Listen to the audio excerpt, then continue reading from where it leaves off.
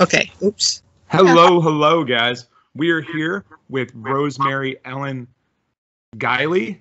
I get it right? Rhymes Yes. with Smiley. Good. So she is an author of over 65 books.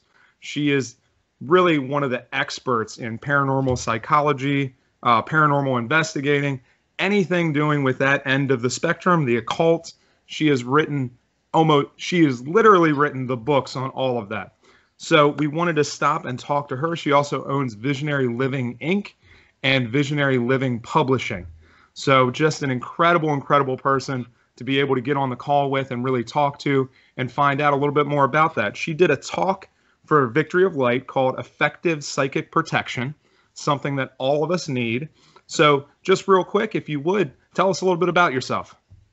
Well, Jeff, it's a real pleasure to be with you on the show. And I do have a varied background, as you mentioned, because I'm fascinated by everything. And I learned very early on in my explorations that there are interconnections among all of these fields, no matter how distant they may seem. You know, the proverbial 6 degrees of separation. So metaphysics winds up being very connected to the paranormal and very connected to UFOs and cryptids. All of these things are in the mix of our experiences in alternate realities and expanded states of consciousness. So I really got going very early in life. I was interested in the unknown. I was a voracious reader. I loved sci-fi, fantasy, horror. I was fascinated by the stars. And for a period of time when I was quite young, I wanted to be an astronomer. But I had this head-on collision with math, and so that wasn't going to work out. But I was always a writer, and from my earliest memory, as soon as I could pick up a crayon and learn how to write, I was writing something. And I actually taught myself to type at a very young age, too. So the combination of these things, the interest in the unknown, and astronomy, by the way, will push your mind out there. So I got a very good dose of that very early in life, about pondering big questions like, who are we and how are we connected to the cosmos, and is there anybody else out there? And all of those things combined to lead me on the path that I'm on now. I have a degree in journalism. I worked for a while professionally in media as a journalist, a writer, a magazine editor, a production editor. And I entered the publishing world full-time in 1983 when I started writing books. So to date, it's been a fascinating journey because it's also my personal exploration. And I feel very blessed to be able to pursue my personal passion, my personal spiritual path as part of my professional career. So here in a nutshell is what I'm about. You know, I deal in things that science says are unprovable. And from a scientific perspective, a lot of it is. They've finally acknowledged in parapsychology that ESP can be proven. We have remote viewing, we have distant healing. All of these things have very good evidence behind them. But when it comes to experiencing spirits, beings, things that seem to come from other dimensions, science starts to backpedal tremendously because none of that fits into existing paradigms, except perhaps some explanations in quantum physics. So I've never felt that I had to prove anything to the skeptic, the doubter, the scientific world, because I'm an experiencer myself from a very early age. And to me, this is part of my reality. It's part of the reality of many people on this planet. And so my work is really oriented toward how do we explain the extraordinary experiences we have? Are there patterns that fit human beings in general that exist throughout history? And if so, what are we interacting with and how are we changed by it? And this is key. This is really critical, Jeff, because with all the skepticism today, you know, experiencers come forward, they tell their stories. It doesn't matter whether it's Bigfoot or a ghost or an ET. And what happens to them? They are heaped upon with abuse. Oh, you know, it must have been your wild imagination. Were you on drugs? Were you drinking? And are you delusional? Are you on meds? And immediately we want to explain it away because I think collectively humanity is very uneasy with these experiences, because if we start accepting them, then we really have to change a lot of our worldviews.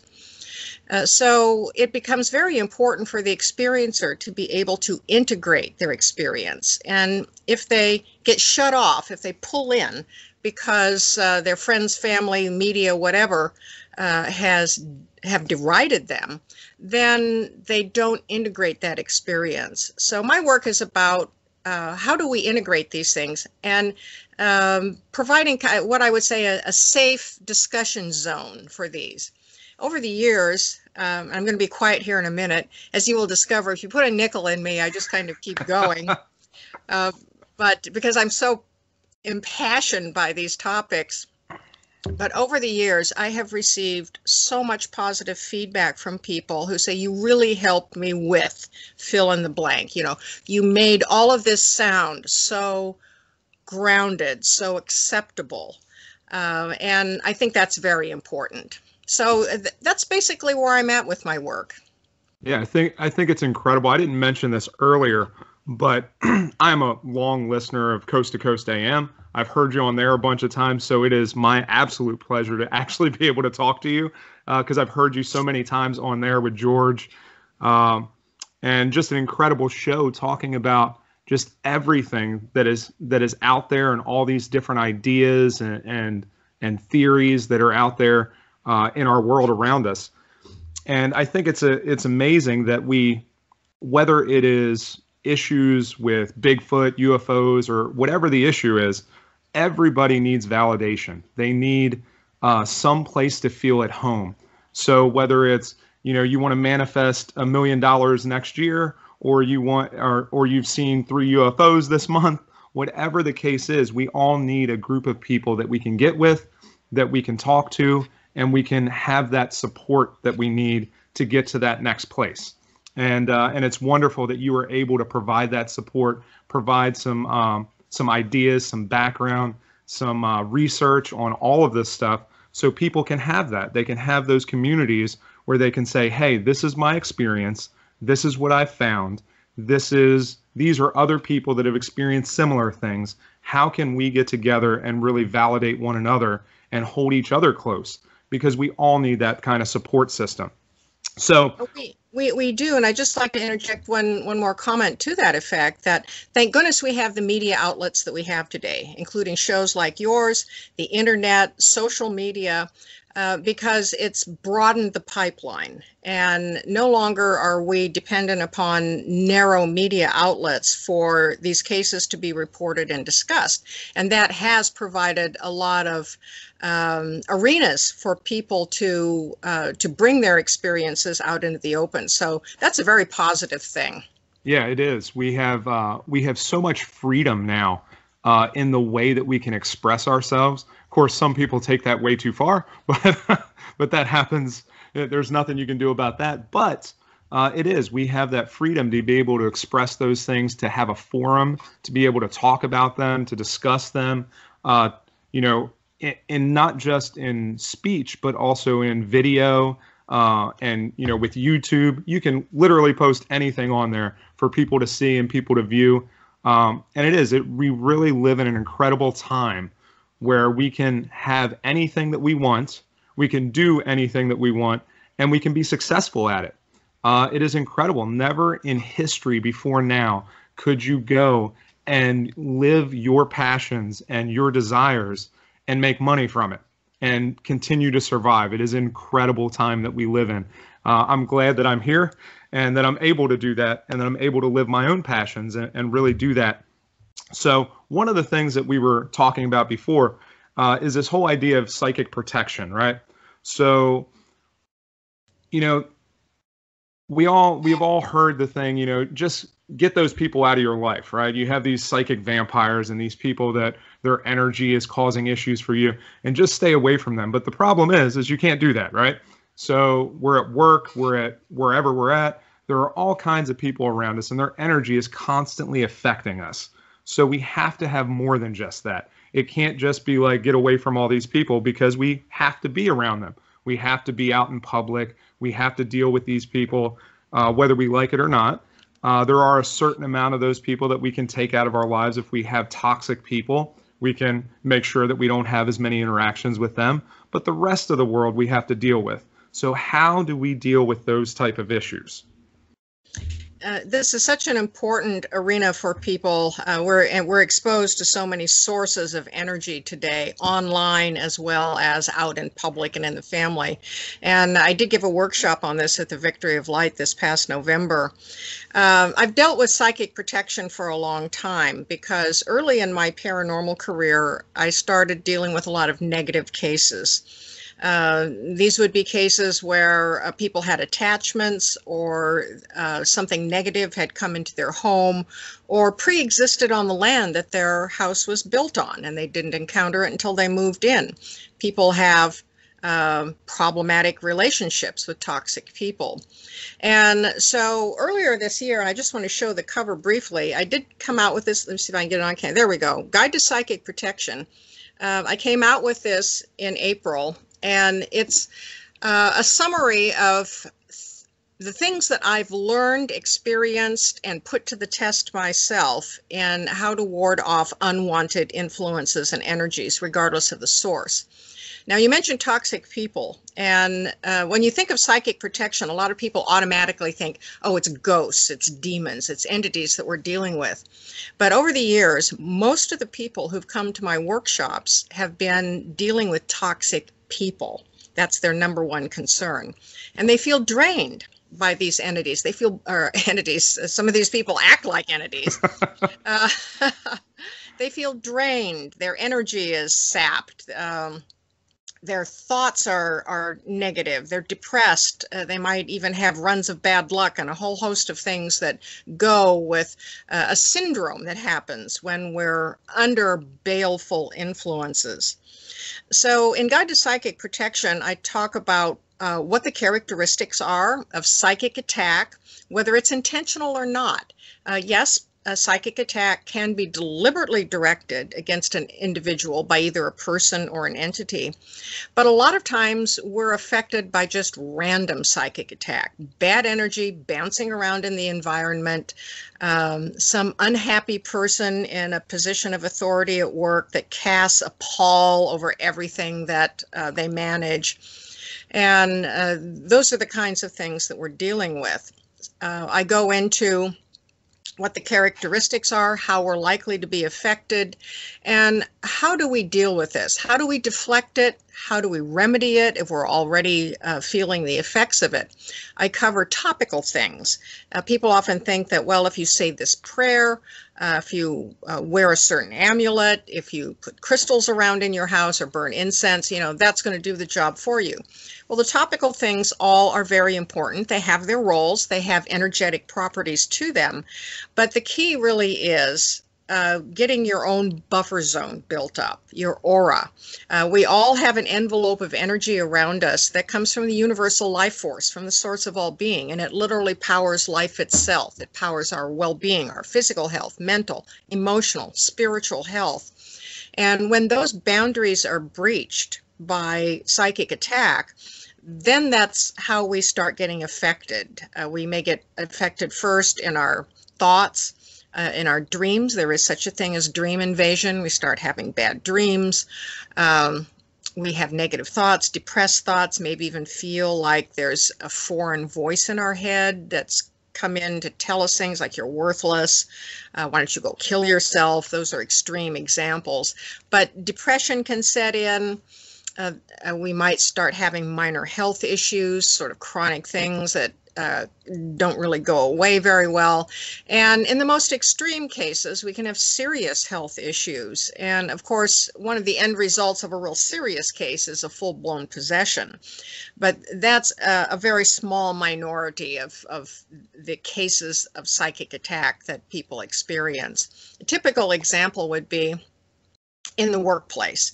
And this is what I hear the most from people who come to the workshops. They have a job, they really like the job, but they have to work around or for someone who they are certain doesn't like them or is jealous or just a real negative person. And the energy that spews out from this individual is like being bathed in something toxic every day. Now, some people are just able to shrug that stuff off. They've got a real good buffer around them. And other people, for various reasons, are vulnerable. And so they start to feel the effects of that.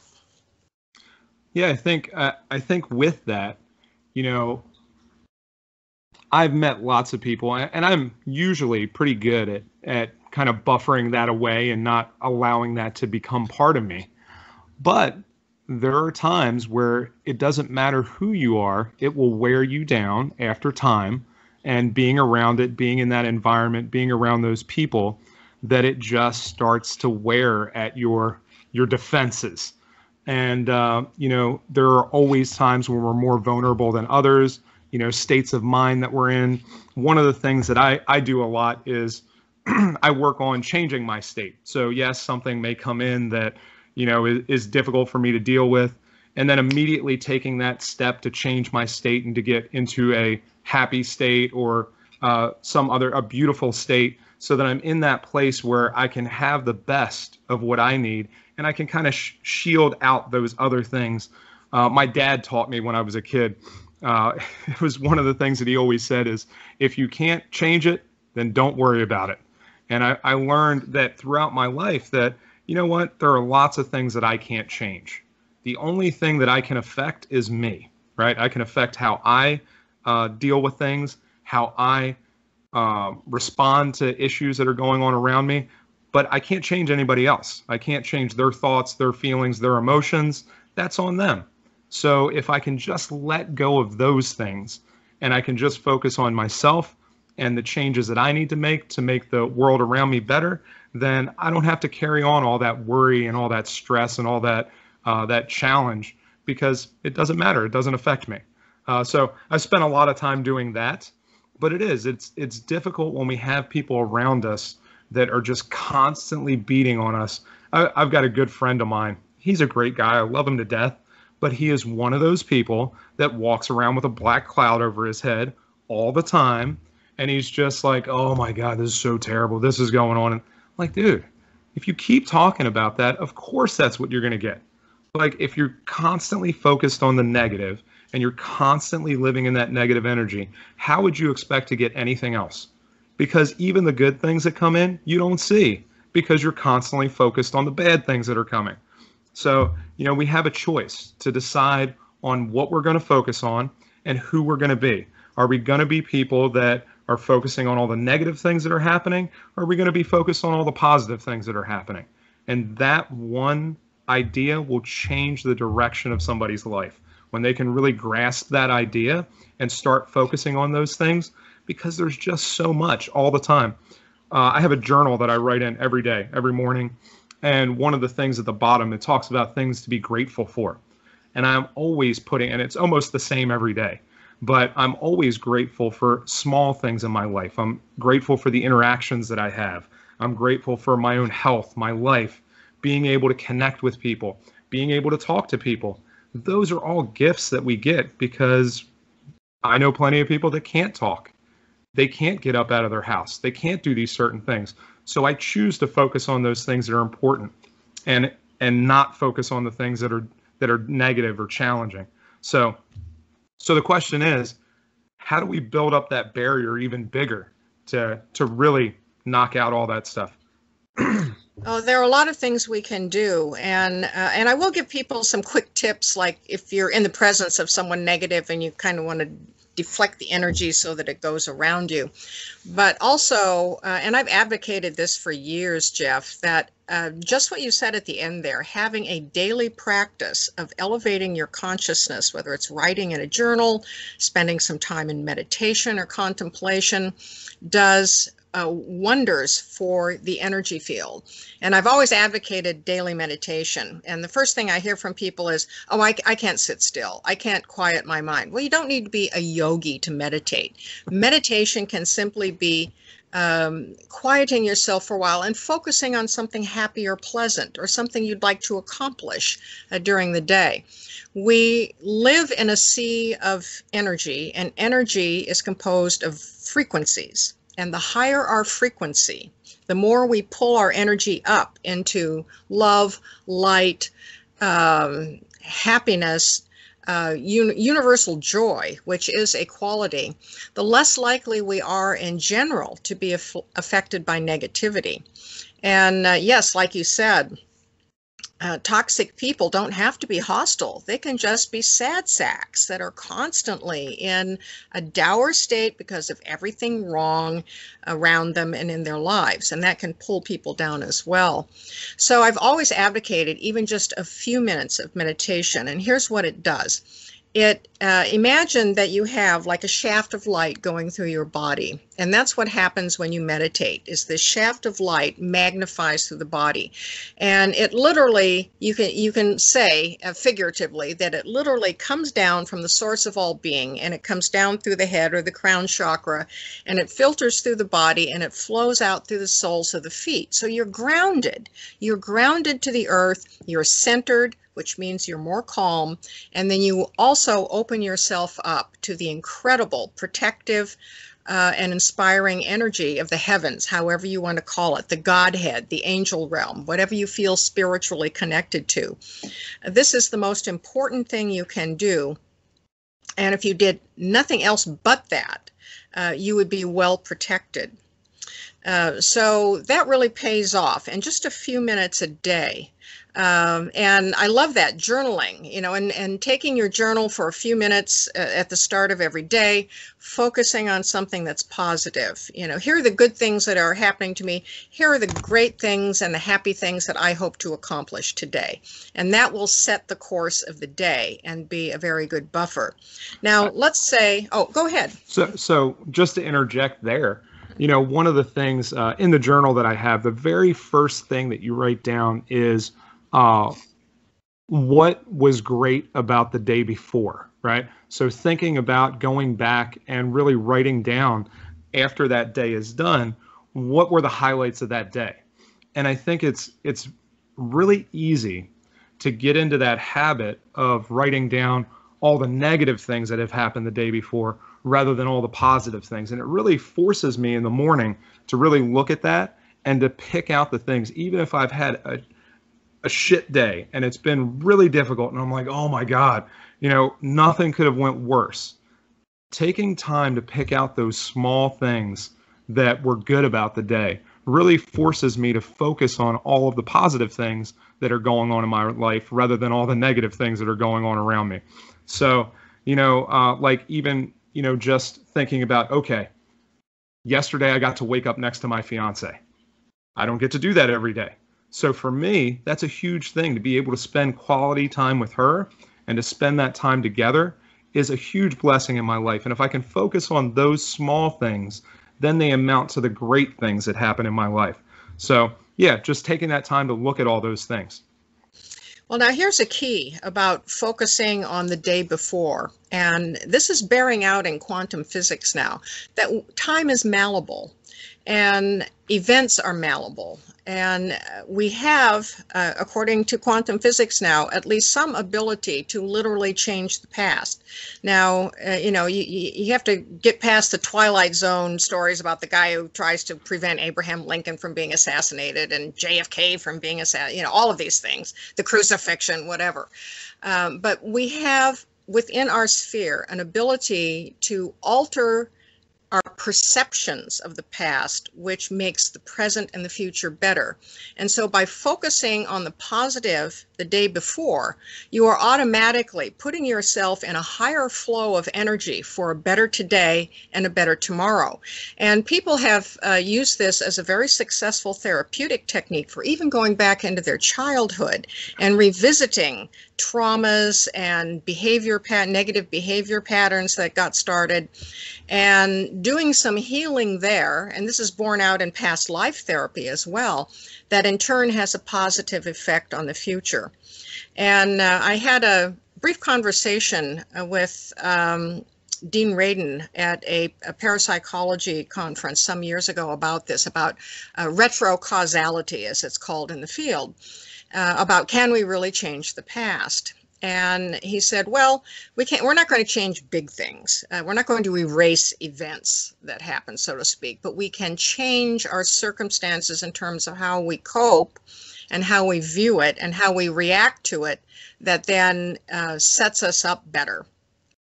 So I think we're going to understand more as we learn about how malleable time is, that time is not fixed, it's very fluid.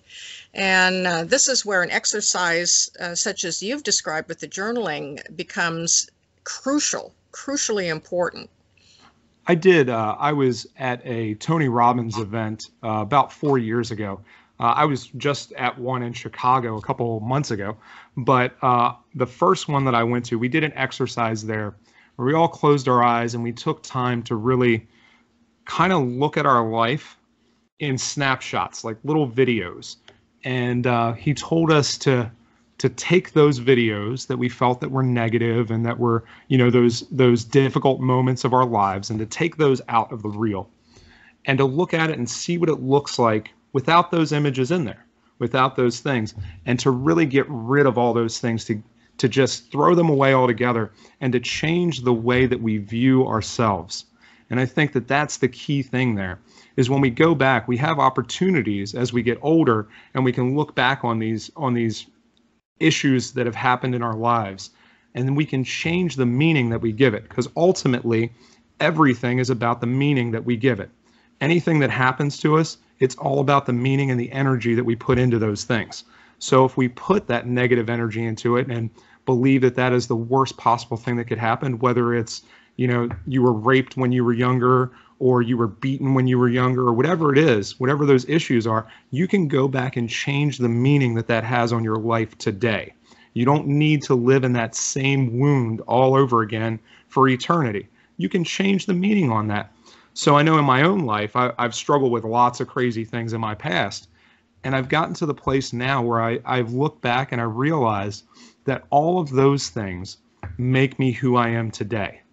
All of those things have created this person that I am now, that is stronger, that's able to deal with things that other people can't. So, you know, whereas I would never wish those things on anybody else, I'm thankful for them being in my life, because they've made me who I am. They've made me the person that I am, and I can handle things, and I can deal with people, and I can connect with people that I would never be able to connect with if it weren't for my experiences and the challenges and the struggles that I've gone through. So. Very, very well said. So this aura around us then becomes our primary buffer zone. And it is I describe it also as it's a line in the sand. It's your field of free will, right to self-determination, and sovereignty. It protects all of those things, which are your birthright as a soul, as a human being. And so the stronger that is, the less likely negative influences are going to penetrate that. Because what do we lose when we're under psychic attack? We lose our free will, we lose our sovereignty, and we lose our self-determination, because we become vulnerable to manipulation and to somebody else's agenda. So there are ways, and I describe them in Guide to Psychic Protection, that if you find yourself in a situation where you're around unpleasant people and you are feeling affected by it, you can use the breath to pump that energy field out, just in a few short breaths, with a visualization, so that you can extend your force field out around you. Now, the aura is of course, densest close to the body, and it extends out into etheric space and becomes finer and finer. But you can pump that dense part out to more of a shield around you. One of the ways that negative people affect us is through the eyes.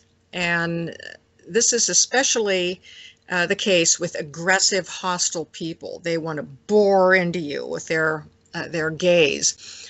And when dealing with hostile people, you know how important eye contact is to human beings. And we believe instinctively that if you do not meet somebody's eye gaze, that there's something shifty about you, or perhaps you're vulnerable in some way. And this is exactly how hostile people even subconsciously target vulnerable individuals for manipulation, is through the eyes. So let's say you're in a workplace situation. Well, you can't just avoid looking at people while you're in conversation with them. So how do you avert the baleful glance? And one technique is to not look into the eyes, but if you direct your gaze to the top of the bridge of the nose, it will give the appearance of looking into someone's eyes without actually looking into the eyes. And so that energy then swings around you. That's a very effective technique. There are a lot of body positions too that will disengage a stream of energy. Now we all know this stance, the arms across the chest, the very defensive stand that we automatically take when we feel like we're under attack.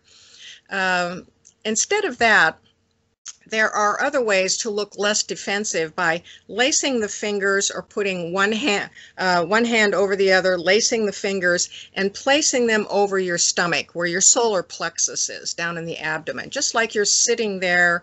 If you're sitting in a chair, just like you're very relaxed, but you're protecting the solar plexus, which is one of the chakra points that becomes vulnerable in psychic attack. We're vulnerable in the solar plexus, also in the throat chakra. Those are the two most vulnerable places when the negative energy comes in. One is the solar plexus is an input of negative energy, and the throat chakra is the inability to answer or fight back or express ourselves. So you can do that also if you're sitting. You can cross the feet at the ankles, which doesn't appear to be a tightened up defensive posture, but also what it does is it starts to close off the body's energy field so that you've got more of that cocoon around you. Those are some of the, I've also told people to do visualizations, and with visualizations, the ones that we feel the most emotional charge around are going to work the best for us. One that people find very effective is to imagine that there's psychically bulletproof glass between you and the other person, so that you're able to see and interact with them. That isn't shut off, but nothing from them is going to penetrate the shield around you. And again, it's something that enables the energy to swing around. So those are a few very effective techniques that people can use like on the spot. I know. So we've all experienced those people that walk into a room and completely change that energy in the room. Whether it's, there are lots of people that do it very positively. They walk into a room and everybody immediately notices them. You immediately feel their energy in that room. They're just buzzing with energy, talking to everybody, really engaging. And then there are other people that immediately walk into the room and the gauge goes down a few notches, and you're like, oh no, oh man, I wish they weren't here. We all experience that. And I think those are some good ways to really be able to keep yourself protected from those people. I know that I tend to be one of those people. I walk into a room, everybody knows I'm there. Sometimes that's great. Sometimes it's not. It depends on, again, what my attitude is going into that, because we as people control what we're projecting to everybody else. And it's all predicated on how we're feeling at that time. If we're in a negative state, we're going to project that negative energy to everybody around us. Even if you're a super positive person, if you are really good at projecting your energy, people are going to feel that. Whatever mood you're in, they're going to feel it. Those people are going to be affected around you. And one of the things that I really struggled with for a long time is understanding that it mattered that I affected the people around me, because I didn't understand that for a long time. And people would constantly be telling me, like, Jeff, listen, like, you need to realize what you're doing to everybody around you. The things that you say, the way that you act affects everybody. And for a long time, I didn't care. I was like, I don't care how you're feeling. That's not my responsibility. The truth is, it is all of our responsibilities to make sure that we are giving the best to the people around us, whoever those people are, rather than bringing them down with us if we're feeling like we're struggling with things, or if we're feeling like we're great. We should not be uninviting or giving people our energy uninvited. So we need to keep that and rein that in. So I think that that's part of that. How do you not affect everybody else around you? Like, is there a way to pull that in? Well, it's true that we should spend our energy wisely, and we often squander it. And it requires a lot of sensitivity. And I think that the more you become aware of the energy field around you and the fluctuations in it and how it's being affected by the environment you're in and the people you're around, you can feel your energy wax and wane itself. And so I liken it to putting, watering the right plant. If we have a lot of plants in front of us, do we water them all, or do we choose one or two to water? And so we have to be conscious of the choices we make. There are many people who are they're pleasers. They feel a need that's how they gain acceptance and approval. They please people, and so when other people pull on them in a way, they automatically say yes, and then it's to their detriment. And that's how they deplete themselves. So we have to be able to say no sometimes, and in a nice way. This requires a better knowledge of who you are, what your boundaries are, what your goals are, what you're able to do and what you desire to do. Does it fit into your own plan? It's not your job to solve everybody's problem and to lend a hand to everyone. So the more we learn to set our boundaries in a firm but positive way, the less likely we are to spend our energy foolishly. It's one of our primary resources, time and energy, the two most precious things that we have.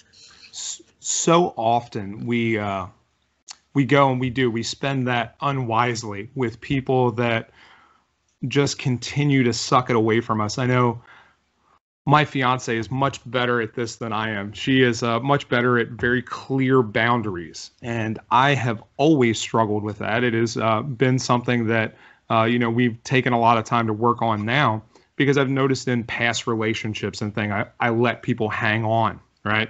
I let people continue having interaction with me when they shouldn't, and there's no reason for that to happen, because I feel like I don't want to upset people and cause more problems than there needs to be. The truth is that at some point we have to shut that off, right? It can't continue to happen. And I think that that's where some of these psychic attacks come from, that we're not providing those clear boundaries and saying, that's it. This can't be an issue in my life anymore. I need to move on from this problem or this situation and move on to something new. And stop looking back and stop dragging along the garbage with us. And we do that a lot of times by continuing contact with those people, with allowing them space in our lives that they don't deserve. And so many people I deal with, in coaching, because I coach men a lot of times on relationships, and really helping them to understand, like, there are toxic things in your life that you need to move on. You need to close that door, not look back, not allow that person space in your life, and move forward. You already have something more positive going on, so live in that space. Don't go back to the energy that's obviously negative and causing you all these issues. Now, the difficult thing is when you come into that place where there's children involved, or there's, or you bought a house together or bought material possessions, and now you have to interact with that person for those issues. You have to find a way to minimize those times, minimize those interactions, and then when you have that interactions, find a good way to go and meditate, to cleanse yourself after that, to make sure that you're not carrying that energy on into every other interaction you have that day, because then it will just continue to snowball, and you'll end up really struggling with some of the problems, some of the physical issues. I know all kinds of people that talk about, oh my God, I had a conversation with that person and now I have a headache. Well, that's obviously right there. It's that negative energy that you're taking on. You have to let that go and move on and start fresh. So it's oftentimes it's our emotional response to these people that makes us vulnerable and pulls us in. So we need to be aware of how we're responding to what they're saying and doing emotionally, and put up an energetic barrier around that. So the more we are aware of how we're being impacted by someone, the less likely we are to be vulnerable to something getting through our own defenses. And there are ways to shake off negative energy so that we aren't physically affected, like with a headache, or, oh, I'm really depressed now, or really tired. Some of these people, by the way, I call them unwitting psychic vampires, because they don't intentionally set out to demolish us. They just do. And there are even a class of people who would just be mortified to find out that they're having that effect on others. They're very puzzled why people don't want to spend time with them, or they don't want to be around them. If you're in need of like a serious release of negative energy, taking a shower or bath with salt or a salt scrub is very good. Salt is the universal purification agent and has been since ancient times. This is why the Church, the Catholic Church, uses it in purification rituals and in blessings and in exorcisms. Salt is pure, and so it's considered to be a representation of all things that are good and holy. So a good old salt bath or salt scrub will clear away a lot of wispy energy. Sometimes burning a candle will help. I find after I've been in like a heavy paranormal case, I have a procedure, and I describe it in Guide to Psychic Protection, where I close down my chakras. Whenever we interact with things, events, people, we're open to a certain extent. And of course, in a paranormal investigation, if you're going to interact with the psychic phenomena or presences there, you have to open up. So I shut down my chakras by imagining that I have a shutter on a string, and they're like a blind, and I just pull those shutters down in front of me. And I also visualize any negative energy washing out through my body, going out through the soles of the feet. You can shake it off the hands. And if you can ground yourself by putting your hands on something solid, like especially wood. Wood is the #1 thing that helps to ground and balance you. If you can't find any wood, concrete, even a wall, something that helps to absorb that energy will be very stabilizing. In Guide to Psychic Protection, I talk about other environmental things that sort of help clear the air. What are the incenses that are best to burn? What are the best crystals to use? Are there prayers that can help us? Did I lose myself here? No, Oh, okay. You're still there. Okay, good. So the screen kind of blipped, and I was afraid my camera went out.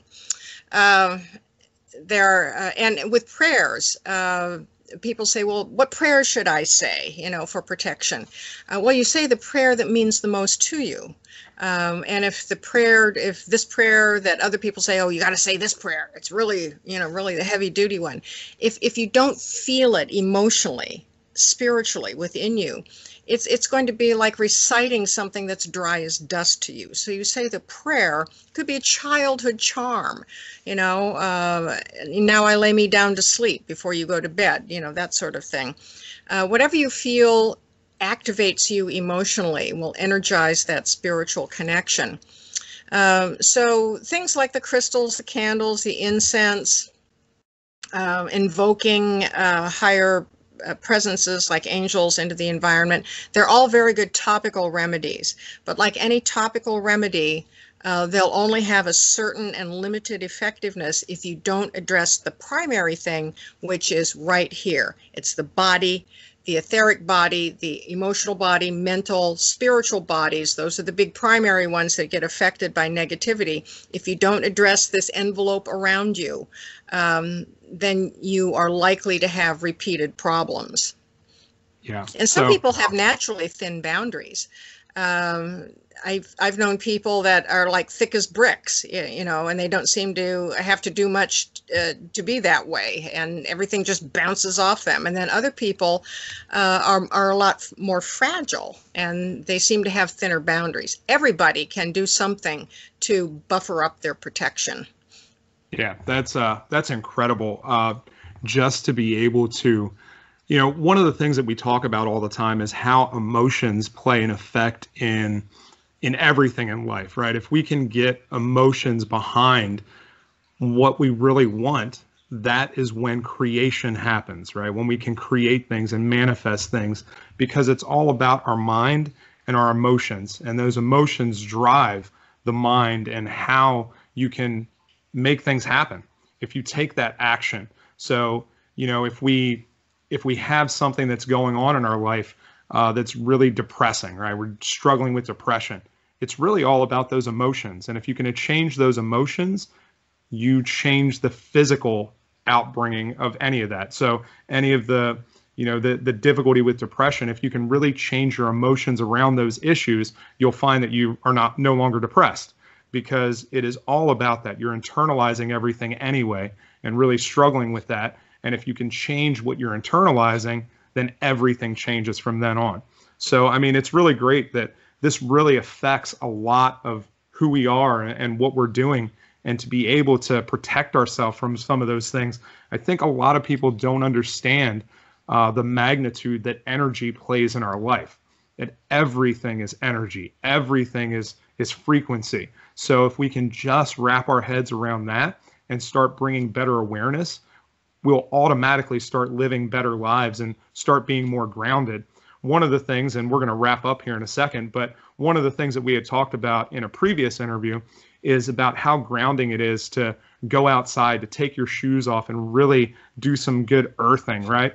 To really get grounded in the environment around you, just stepping onto the grass without your shoes on, because that, the shoes block the being able to ground yourself and the energy there. So I know we practice that a lot when I'm doing these long endurance events, being able to go out there and they'll force you to take off your shoes and hike for 10 miles.